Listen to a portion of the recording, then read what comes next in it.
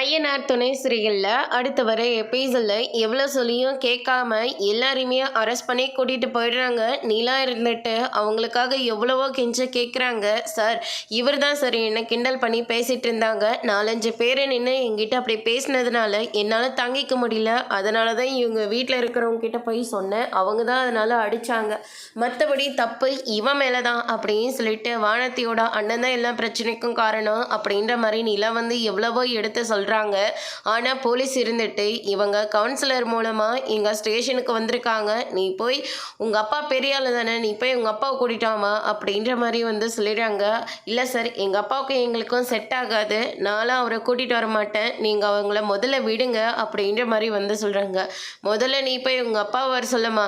எப்படிமா அஞ்சாமலைங்க இருக்கிற வீட்டில் உன்னை கல்யாணம் பண்ணி கொடுத்தாரு, நான் கேட்குறேன் அவரை வர சொல்லுமா அப்படின்ற மாதிரி சொல்லிடுறாங்க.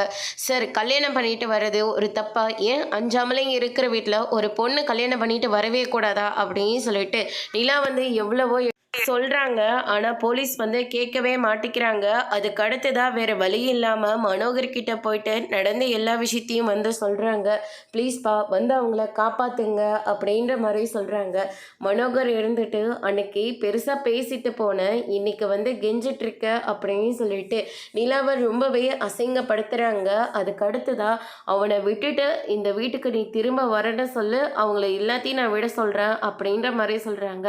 ஆனால் நிலா முடியாதுன்னு சொல்லிட்டு அங்கேருந்து கிளம்புறாங்க. அதோட பிரம முடிச்சிருக்காங்க.